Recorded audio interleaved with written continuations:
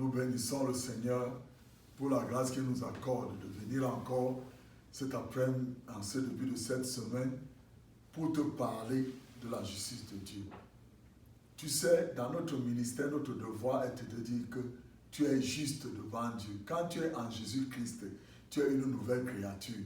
Et étant une nouvelle créature, c'est ce qui sort de ta bouche qui fait ce que tu es. Ce n'est pas ce que tu fais. Parce que Jésus a tout fait. Mais Jésus n'a pas parlé pour toi. C'est toi qui dois parler maintenant pour que les paroles qui sortent de ta bouche obligent ton environnement à s'aligner à ce que Jésus-Christ a fait pour toi. Donc cette semaine, je vais encore te parler de quelque chose qui est le problème qui pousse que ton miracle, ta guérison ne peut pas venir. Parce que quand tu es chrétien, tu n'es plus en Adam. C'est vrai, il y a des calamités, il y a des choses autour de toi, mais ça ne doit pas t'atteindre. Ça ne doit pas t'atteindre parce que ce qui sort de ta bouche, tu dois et tu es appelé à rejeter les mauvaises choses que tu vois ou ce que tu sens dans ton corps. Donc je vais te parler aujourd'hui d'un texte que je vais te lire dans le livre de Romains. Romains 5, verset 1er. Je préférais prendre la Bible en anglais amplifié pour te le lire. Il dit, ainsi donc, comme nous avions été, il dit bien, nous avions passé, été justifiés, c'est-à-dire acquittés du péché. Nous avons été déclarés sans faute devant Dieu par la foi. Arrêtons, saisissons le fait que nous avons la paix avec Dieu et la joie et la réconciliation avec lui au travers de Jésus-Christ notre Sauveur. Donc arrêtons, saisissons fermement le fait que nous avons la paix avec Dieu. Quand tu es chrétien, Dieu a pardonné tes péchés passés, présents et futurs. Donc l'esprit du péché a été enlevé dans ta vie. Mais tes actions ne sont pas encore enlevées.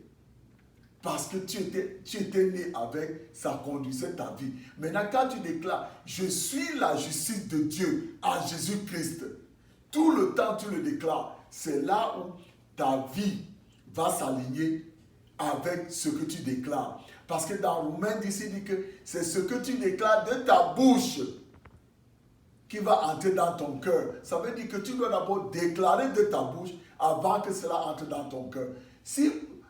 Pourquoi les choses ne changent pas dans ta vie? C'est parce que soit à l'église, soit toi-même dans ta maison, tu ne parles que de ce que tu vois. Tu ne parles pas de la victoire de Jésus-Christ aux situations qui t'entourent. L'apôtre de Dieu dit ici que comme nous avons été justifiés par Jésus-Christ, nous avons la paix avec Dieu. Ça veut dire que la malédiction n'a pas de problème de place dans ta vie. Ça veut dire que quand, par exemple, il y a une douleur dans ton cœur, tu dis que, oh, douleur, je te rappelle que j'ai la paix avec Dieu. J'ai été justifié par Jésus-Christ. J'ai la paix avec Dieu et Dieu est avec moi. Et comme Dieu est avec moi, il est pour moi. Donc, tu n'as pas de place dans ma vie. Quand tu entends que, oh, à cause de tes péchés passés, à cause de ceci, cela, tes enfants vont se dire que non! Mes péchés sont pardonnés. Dieu est avec moi et Dieu est pour moi. Rien de mal ne va arriver à ma femme. Rien de mal ne va arriver à ma famille. Rien de mal ne va arriver à mon enfant. Et rien de mal n'est dans mon futur. Parce que j'ai la paix avec Dieu et Dieu est pour moi.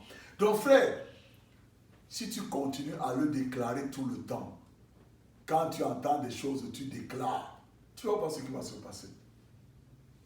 Je prie que le Seigneur t'explique ce que je viens de dire là. C'est la base dans laquelle tu vas avoir ta guérison, ta protection, la prospérité de ta famille. Je prie que le Seigneur te bénisse cette semaine, afin que toi-même tu puisses bénéficier de ce que je viens de dire. Si tu n'as pas encore accepté Jésus-Christ comme ton sauveur personnel, va, dis-lui, Seigneur Jésus, je t'accepte comme mon sauveur personnel. Et maintenant, je libère le sang de Jésus qui porte protection sur toi. Je te couvre, toi et ta femme, avec le sang de Jésus.